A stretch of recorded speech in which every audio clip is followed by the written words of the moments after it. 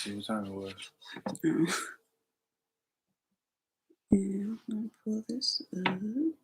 Let's see who else is here.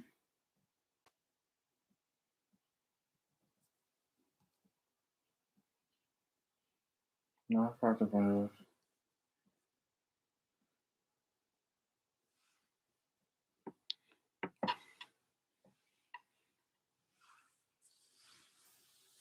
Okay, I'm going to wait just a few minutes. Mm-hmm.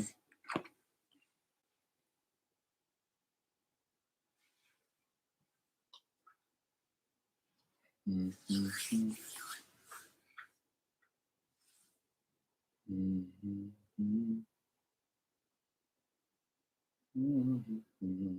Mm-hmm.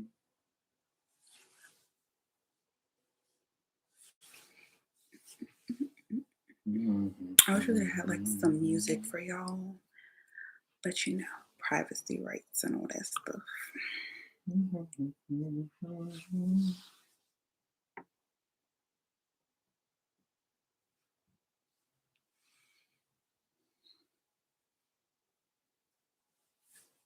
Hello, Justin Burks.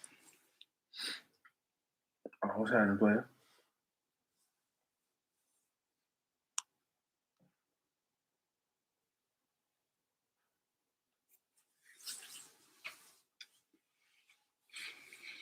We're just waiting to see if a few more people are going to join. Probably give it about 1 more minute, and then we're just going to get started because we're not editing. We're not doing any of that. We're just having a real conversation. Mm-hmm.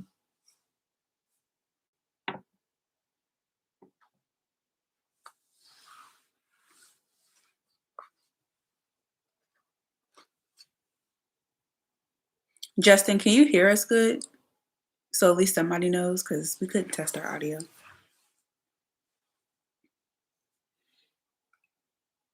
I mean, looking at the bottom, it looks like we're good, but it also looks like we're low as well. Mm-hmm.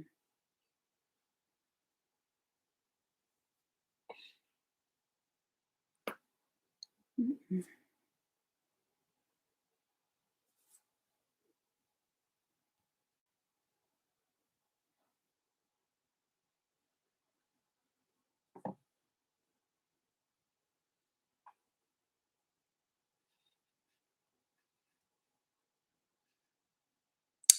All right.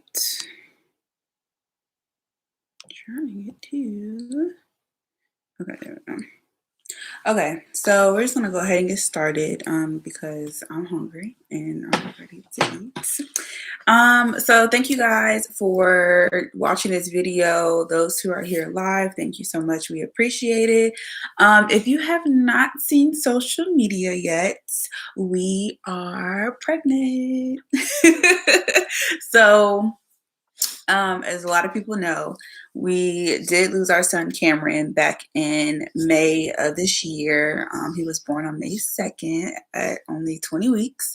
And I do have a video up talking all about that situation. But there was a lot that we've learned when it comes to this pregnancy about what should have been done before, you know, some red flags that we didn't even know about, you know, what to ask your doctors when you are already high risk going into being pregnant. So there's just a lot of things, especially with hyperemesis. There's been challenges with that. And I talked a little bit about that on my pages. So, you know, that's basically that. But so how did we find out we were pregnant? Okay, so I took a test and it was positive on August 19th. And mind you, we had just got to California on July 7th. Yes, July 7th. And, you know, we did the whole cross country trip, all that stuff. We went to a winery and everything. It just had fun in July. So 2 weeks prior to August 19th, I was feeling really nauseous, and I just thought it was just like, okay, I'm just, you know, not feeling good. I can still eat, but then I'll get full really quickly. and I just didn't really think that much of it. I did take a test, but it was negative. So like probably like the end of July, probably middle of July, I took a test and it was negative, and I was like, oh, okay, well, hey, it is what it is. But that August 19th test, I was like, oh, okay. So it was definitely shocking, and I immediately called Khalil. So some families, once they find out they're pregnant, they're like, okay, I'm a surprise, my spouse or my partner or whoever. Me and Khalil just be like, no, we just gonna call each other. Just tell me. We just gonna call each other. So I called him, and I think he was okay. So tell me, what were you doing when I called you? Because I can't even remember. Was it August 3rd? 19th. 19th. I think it's Honestly, at work. I was about to say, the only thing I do is work. So it could have been, yes. I was at work. You called me. I had walked outside. She was like, oh, you want to know something? I was like, what? We're pregnant. I was like, oh, wow. Really? Oh, wow. All right. You know, that was my reaction. That's all you got for that day. But how did it affect your work day though? So at that time, I was just getting to the airport, so everybody didn't know my situation. So I kind of kept it to myself. I'm over here just back and forth, just like we're pregnant again. Yay! Again. This soon. Right. So I did ask people on social media if they had any questions. And of course, the first question was, how did we feel finding out that we were expecting after losing Cameron? Um, it was shocking. I mean, that's the only thing I could really how to explain it. Just because it was only 3 months after I gave birth to Cameron. Only 3 months. So it was like, okay, all right, like let's go ahead and do this type situation. Um after losing Cameron, we decided like if it happens, it happens. Um we weren't really worried about trying to conceive on purpose. Like that wasn't our train of thought. But it was definitely like, okay, this came sooner than we thought. Okay, God, we see you. We see you. But honestly, I told my mom, I told my best friends, and of course, some of them just like, okay, like, are you stable enough right now to deal with it? And I just was like, yeah, pretty much. And someone else had wanted to know, how did we maintain our mental health during the grieving process of Cameron? And it was rough. I mean, it's still rough to this day. There's days where I just don't feel like talking to people, or, I think about Cameron all the time. And people don't understand that when you lose a child so far into the pregnancy, like 20 weeks, you know, it's like a big deal. It's a trigger. I mean, even right now, we're like dealing with that as 17 weeks come tomorrow, and so 20 weeks is coming up on us really quickly, and it's tough. Yeah, it's tough. I'm getting more antsy and antsy while the closer we get to the 20th. But like she said, we found out multiple things where we didn't know the first time to help prevent for the second time. So Yeah. we're all high hopes and all prayers over here. I think what helped the most with the mental aspect of the loss was just having support from family, um, and our associates from work and things like that, because um, my sorority sisters ended up doing like a food train for us, and we didn't even realize it was a food train until like midway through. And basically every other day there was people buying meals for us, and or buying our lunch or our dinner, and just making sure that we didn't have to worry about cooking or doing anything. But it's like everything moved pretty fast, and I don't know. I still haven't had the um the urge to write down everything that's happened. I just still kind of, me and him kind of talk to each other about it. I'll talk to my mom about it.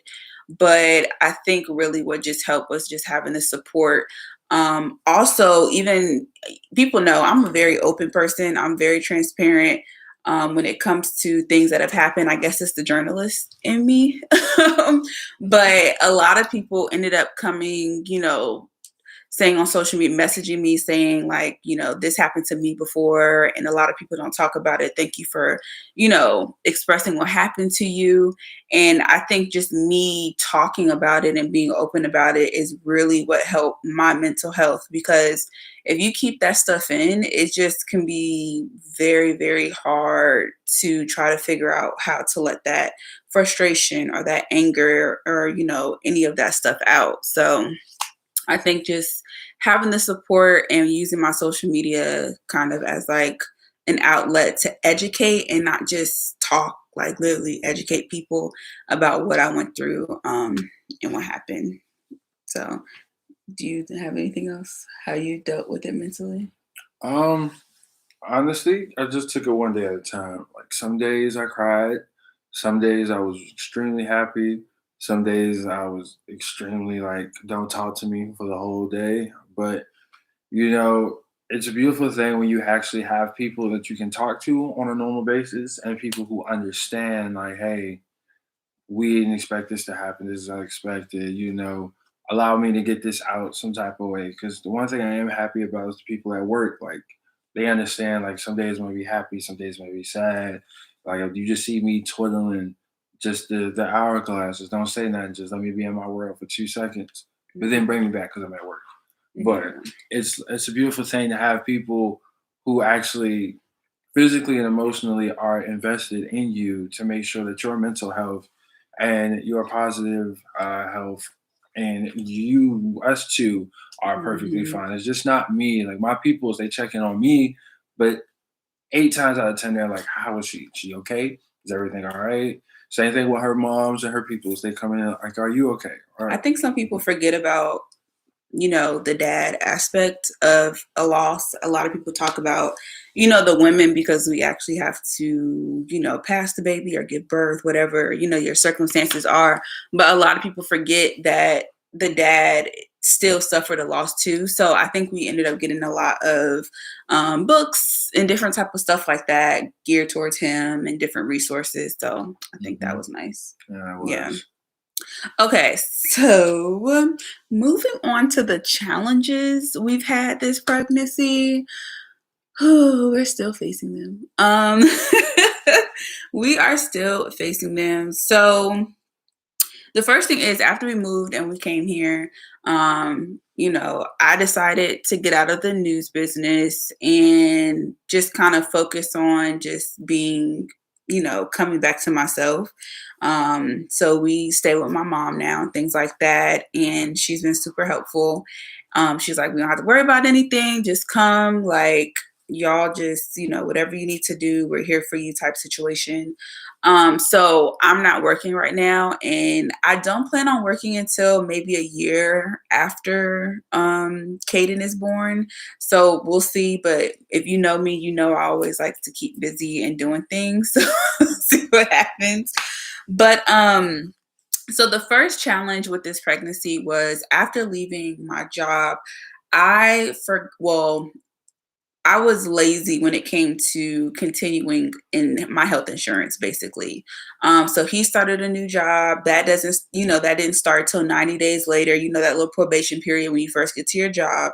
But I didn't do Cobra. And Cobra is basically a continuance of the insurance that you have from your former employer. Now it is expensive. You're paying like $700 a month for it. But I never expected to get pregnant so soon. So I wasn't even worried about trying to have health insurance. So that's number one. Make sure you have health insurance at all times, please, because you just never know what comes up. So if I'm looking down, I just have my notes because I had to be organized, y'all. But that was the first challenge, is finding out I was pregnant and not having health insurance, right? So at that time, I applied for Medi-Cal, and I'm like, okay, I'm not working, we definitely don't make a whole bunch of money type situation, so we should be good. And between me applying for Medi-Cal in August, I ended up going to the emergency room so I can at least get a confirmation that I was pregnant to begin with. So I went to the doctor on August 21st, and the first thing was they were like, "Oh, well, we see the gestational sac, which basically indicates that you're pregnant, but we don't see a baby yet, like the fetal pole, yolk sac. We don't see anything." So that was the first thing that like stressed us out. Like, what do you mean you don't see anything? So that was a lot. Went to a doctor 2 weeks later. I was still trying to figure out a OBGYN because we just moved here. So I don't have a primary, don't have an OB, nothing. So finally found someone, finally get in the office, and they're like, "Oh yeah, we have a heartbeat, we're good, all this stuff, that's great." During the same time, mind you, this is still August, my hyperemesis gravidarum diagnosed that start coming back up. It starts to flare up. And I already have a video previously about hyperemesis and what it is. But in short, it's basically severe nausea and vomiting. So some women have it so bad to where they're vomiting up to 20 times a day. And you can't eat, you can't drink anything. No crackers don't work. No ginger doesn't work, like ginger ale, anything like that. Your body is basically rejecting you being pregnant. That's how bad it is. So from August 25th to November 1st, I have been throwing up like almost 6 times a day. So like the max was like 6 times. But during the first 2 months, August and September, because I couldn't eat anything or drink anything, water included, I lost about 30 pounds. So that's really alarming when you're in your first trimester and you're growing a baby inside of you. A whole human. Right. So during that time, no insurance, no anything. I kept having to go back to the ER. And the only thing that really worked for me until I found an OB is going for fluids and trying to have them give me medications through the IV because I couldn't keep anything down. So I could try to take a prenatal or I could try to take the nausea medicine and stuff like that, and it would just come back up. So it was no way for me to take oral medications. So that way, when I went to the ER, they would give me medications like Zofran, which is really common, even for non-pregnant people. Zofran is a very common medicine to take for nausea, vomiting. Promethazine, suppositories, or tablets. There's a lot. Sometimes they gave me like Benadryl to take at night, which actually kind of helped, but of course Benadryl makes you sleepy. So I was basically just going through all of that.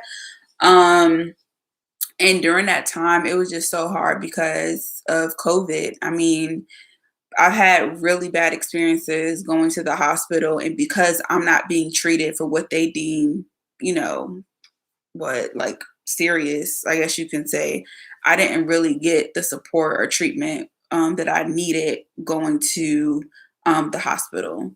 So it was really bad. It was really bad. Now we have I have like $20,000 in medical debt because I was not insured. And the other thing with that is, you can apply for Medi-Cal and stuff like that, but literally, if you make just a little bit over what they deem to be, overqualified, you will not get it. So I was doing all those hospital visits. I went to the hospital probably about 12, 13 times and was admitted to the hospital 3 times. It was just racking up on medical expenses. But to me and Khalil, we just like, well, we really don't have a choice because there's nothing that, we could do at home. Not a doctor. Yeah. Not a doctor. I mean, how was it for you seeing me go to the hospital that much? Honestly, to believe it or not, like the first honest, like after the reaction of you telling me that you were pregnant, the next feeling I had was like, oh shit, we're pregnant again. Watch your mouth. I'm sorry. It's like we got to go through all of this all over again. I have to see you look upset and like you don't want to go through this, and like that killed me more on the inside, knowing that there was absolutely nothing that I could personally do because I'm not a doctor. I don't know what to do. I can only do but so much. Ginger ale and a cold towel can get you only but so well, so far, and as far as my medical knowledge goes. So just seeing her just going through this all over and over again, and the only thing I'm able to do is to go to work, come home, take her to the hospital, pick her up, go to work, take her to the hospital, pick her up, sit with her, go to work, take her like constant over and over again. So Yeah. just Yeah. yeah.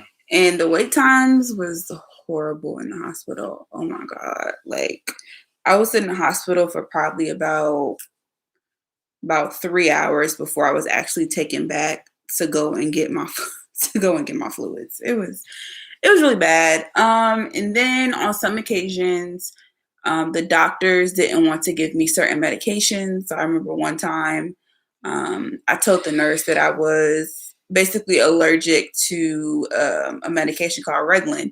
Reglan is also something that is used to treat nausea, vomiting during pregnancy, and it can have some weird side effects. Like it could make you feel like you're having like an out of body experience, or your like skin is crawling, or you feel claustrophobic. Like it can make you feel all that stuff, and that's what it made me feel like. And I'm like, okay, I can't have that anymore. So when I was getting checked in, I told the doctor, I don't want Reglan, just anything else. Another option was Compazine, or of course, like I said, the Zofran. So I ended up finally getting back there, and the nurse was like, I said, what nausea medication is the doctor giving me? And she was like, Reglan. And I'm like, that's not what we discussed when I spoke to her, and I told her, and that should be in my chart, that I can't have that. And she was like, well, I'll go ahead and let her know. So she said she went and let her know. She came back, and I said, well, what did she say? And then she was like, well, she's really busy right now. And, you're cherry picking with the medication. So, and I was like, if you know me, my face was like, excuse me? Like cherry picking? What do you mean cherry picking with medications? Like if something doesn't work for me, that means I can't have that. So that was the whole situation. I definitely filed a complaint with Sutter Hospital and told them about what happened, because it was just, I'm like, if you treated me, a pregnant patient, like that, how are you guys treating other people? So that was horrible. But anywho, I finally got a good OBGYN, and by October 8th, which was my third admission, we finally came up with a regimen. So from October 5th through the 8th, I was in the hospital for all that time.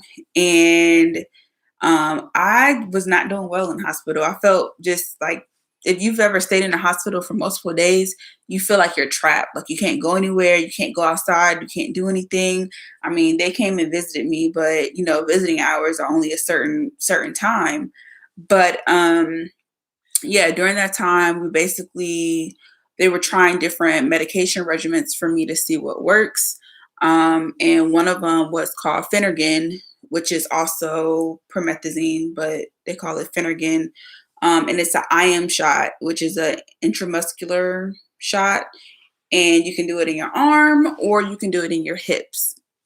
And that was working for me. And then they were also giving me steroids, which is to basically help me out as well. There's just so much different things that you have to try to experiment with hyperemesis, because not just one thing just doesn't work. And then, of course, I had my fluids. And so by the second day I was in the hospital, I was finally able to eat some more. What was I doing? The broth. I was having the beef broth, and I was tearing that up. I was just drinking it. I was drinking that. And then I finally was able to have a bagel. They had like some chicken in the hospital. That was, yeah, it had some fish. I had cod. So listen, I ain't gonna lie. The hospital food was pretty good. I mean, it could have been worse. It could have been like terrible, but it wasn't. It wasn't that bad. I was here for it. I was here for it. It doesn't matter, whatever worked. Right, right. I was so hungry.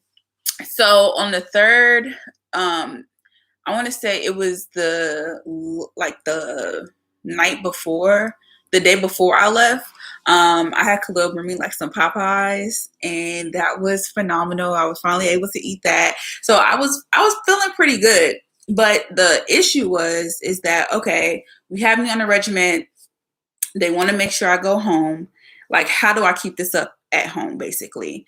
So, the option was for me to get a midline in my arm, and it was kind of scary to think about just because they have to call in a separate team to come to the hospital and basically put an IV, like a long IV in your arm. And that's basically what I have here. They're coming to change it tomorrow, but I'm trying to scoot so you guys can see. But this is my second one that I've had. The first one got messed up, but this is the second one. And they basically come in, it's a sterile procedure, and they numb you with, I think it's called lidocaine. I think so. It's called? That sounds right. Yeah, it's called lidocaine. And they numb you, and that's the only part that hurts. The only part. I don't know why, but it does, and it stings really bad. But really bad. Yes, so they do that. And then I'm pretty sure that they get a little knife, like when they're cutting you open, and they make a little slit, and then they just put this purple tube in your arm. So it probably goes up to like right here. It's not that long. There is another type of line, and it's called a PICC line. And the PICC line, they do the same thing, but instead it goes all the way where your heart is. My OB was not comfortable with me getting that just because with the midline and the PICC line, there's a chance that you can get infections and also blood clots. So every day I have to make sure that I use saline and heparin to make sure that it's being flushed and cleaned every day. And I got this midline right before I left the hospital. So in order for me to be discharged from the hospital on October 8th, I had to have this midline in. But it's been working pretty good. I do 2 bags of fluids a day. So basically, getting the midline, you're doing home health. So you have a nurse come once a week and they'll change your dressing. But getting the fluids, I get it at home. I do it myself, put the bags up. Sometimes he'll do it. And then in the beginning, I was also doing the Finnegan IM injection. Whew. Woo. So with the IM injection, we're literally poking, like I'm poking myself, or, you know, he was poking me with the needle. And so to have that, it was scary because he was doing it for the beginning part. I don't like needles. I'm going to let you know this right now. I don't like needles. And then the one thing I told her from the very beginning is that I'd never hurt you. And you want me to actually physically hurt you and put this needle. No. She did it. You got it. I'll do all the bags. I'll clean. I'll do all of that. Just don't ask me to do the needle. Yeah, that was the scary part. Just because you had to make sure that you were in the right area, that you didn't want to mess up, like, I don't know, like your tissue or something like that. So I was doing that for about 3 weeks, but then I stopped doing it because I started to get it started to hurt really bad. So my arms and my hips are still like really hurting from those injections because, you know, you constantly are poking yourself and things like that. And I tried to thug it out because, you know, there's some diabetes patients and they have to stick their stomach every day. So I'm like, look, if they can do it, I can do it. But it just got to a point where it was so painful. I started to have like these pockets of liquid on my hips, and it was just a lot. It was a lot. And at that point, I was like, okay, I'm just gonna try to take oral medications. I was starting to able to eat more. I've been eating way more lately. I've been so hungry. Kaden is keeping me hungry. So I've been able to eat more, but I still have my episodes. Like I was almost 14 days of not vomiting and all of that. I overate too much and all of it came back up. So it's the thing with HG having hyperemesis, there is no you stopping vomiting and the nausea stops when you hit the second trimester. Most women go through this their entire pregnancy until the placenta comes out during birth. So people don't understand how serious it is. And I wish doctors took it more seriously. I'm very thankful that my OB heard me, heard him, heard my mom, and we all were able to work something out. Someone definitely asked if Coca-Cola is a remedy to HG. Now, I'm not sure what the correlation is between Coca-Cola and hyperemesis, but it does help for a nice little while. When I was pregnant with Cameron, Coca-Cola was all I could drink. Like, don't give me nothing else. Don't give me anything else. People say try Pedialyte. That's disgusting. Can't drink that. Sprite worked for me for a little bit. Apple juice worked for me for a little bit. And then everything just stopped working. So you're literally playing Russian roulette trying to figure out what's going to work on what day and, what week. What's my favorite foods I'm eating right now? I know I have a thing for sweets right now. So McFlurries and cookies. Ice cream. Yeah, ice cream. It was chips. It was no longer chips. It was chips. It was popcorn, and it's no longer popcorn. Yeah. So once a certain item comes back up, I typically don't want it again. It was not okay. Noodles. They can cover noodles no more either. Yep. It definitely was cup noodles. So really, like I've been eating cereal. Spaghetti no meat. I was eating spaghetti no meat. I'm tired of spaghetti. I'm not eating it no more. But right now it's just basically cereal. I was eating like mini wheats and honey bunches of oats, and then now I just got some honeycomb, so I'm trying that out. Steak has been good. Chicken. Right. So it's my appetite is going back up. I'm able to eat more things, but now it's like I'm having to eat things in moderation because I get full so quickly, and if I overeat, then I end up having an episode, basically. But let's see. I told y'all I have my little notes right here so we can stay on track. So, I mean, we kind of talked about how it was seeing me go through the HG episodes, but I will say that I'm so grateful for this one. And of course, he's my husband, but I'm not just saying that because I'm in several hyperemesis groups, and a lot of women talk about how their spouses don't understand what's going on. They say they call them lazy, or they still try to make them get up and cook for them and trying to take care of the kids and all that stuff. And people don't understand, like, you're literally bedbound when you have severe hyperemesis. You are in the bed. You don't want to get up. You barely shower. Like, I have to take showers every other day because the water coming on me can trigger me, basically.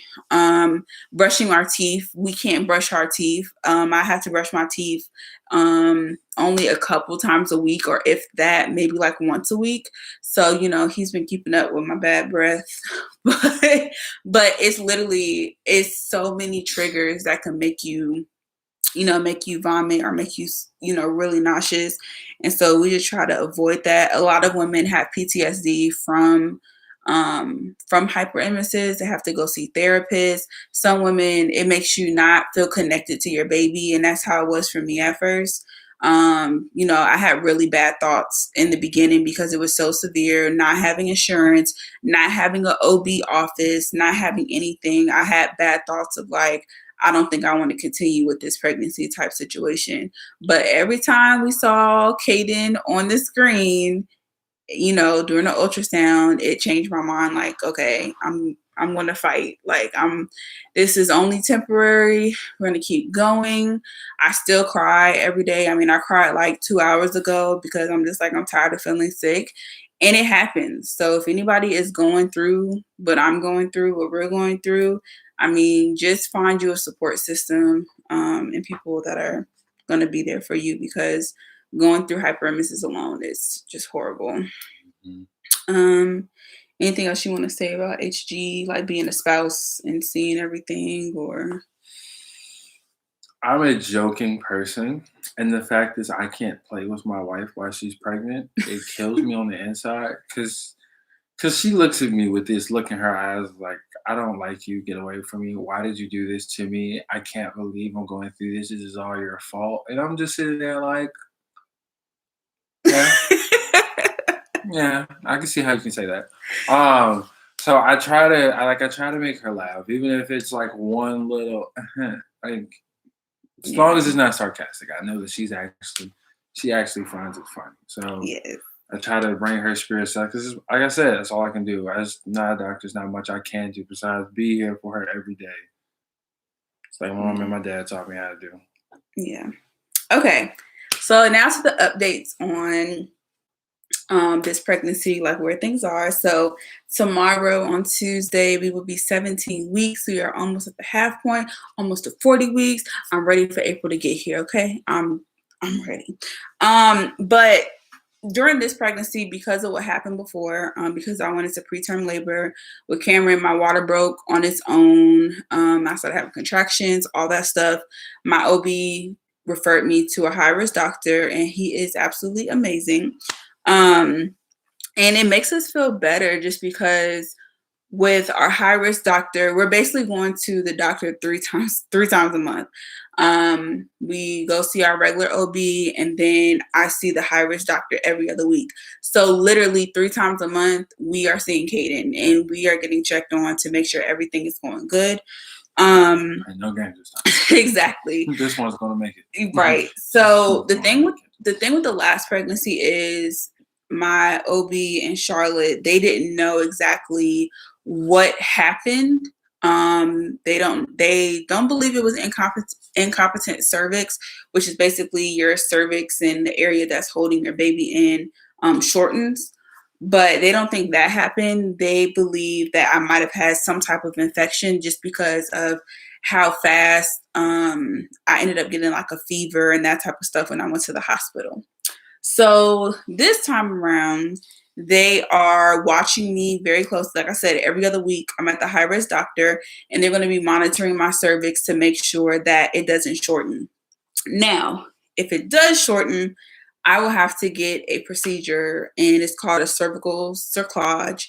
And basically, what that is they take like a wire and they basically sew your cervix to make sure that try to prevent any preterm labor from happening. And it's fairly a quick procedure, probably like 30 minutes, if that. They numb you from the waist down, so like I wouldn't feel anything. But then also I would have like weight restrictions of I can't lift certain things. I barely do that now, but lift certain things. And sometimes you basically get put on a bed rest. So that's what they are watching out for. And I think one of the red flags that we learned was that when my water first broke with Cameron, they never checked my cervix when I first went to the hospital. Not one time. Yeah, they didn't check it. So when I went to the hospital the second time that night and I started having really bad contractions, that's when they checked my cervix. So between those two emergency visits, they wouldn't be able to tell if my cervix shortened even more between when we went and when we left and when we came back. So yeah, so that's something that was like, wait, why didn't they do that? My OB said that there's a chance that they didn't do it because they didn't want to mess around with it or whatever, but I don't know. That's that's definitely something that stuck out to us. And our high risk doctor was even shocked that they didn't check it when we first got there. Let's see. So that's where we're at right now. with the pregnancy. So we actually have an appointment next week. We were able to do a early detailed anatomy scan last week, and Caden is looking really good, which was a concern because I wasn't really eating that much and things like that. But he's moving and grooving. He flexed his arm for us. Flexed his arm for us. He was dancing. Like, he was living his best life. Okay. So he is doing great. He's growing right on time. Everything has been, they see all his kidneys and his brain function and everything. So that's really good. And that's pretty much where we're at. So right now my cervix is about a 5.25 centimeters, and the minimum that it could be is a 2.5 centimeters. So once you get to a 2.5, that is where things start to get really scary, really iffy. So each week, every other week, they're going to take the wand and measure my cervix to make sure that it's not shortening. So that's basically that. And then the last treatment that we are doing is progesterone inserts. And my high-risk doctor prescribed those to me. Shut up. Prescribed those to me. And he's laughing because, I'm sorry for those that are watching, but you have to put the little pill capsules in your JJ. So it didn't come with any type of if you have like a tampon or something where you could just insert it. So they thought I was going to stick my finger, and I was like, nah, we're not doing that. So if you have to do progesterone inserts vaginally, there are places at like Target and Amazon and stuff where you can buy packs of like 30, 15, and you just use that and insert those. But that's basically the progesterone is basically going to make sure that my cervix is sticky, strong, and just another precaution to make sure that my cervix doesn't shorten. So we're doing a lot. It's definitely scary as we reach 20 weeks, like we said, just because of what happened. But we're taking it a week at a time. The weeks are going fast. You think so? Yes. Yeah, weeks are going pretty fast. Just because we have so many doctor's appointments. And yeah, that's pretty much it. Mm-hmm. Anything else you want to talk about?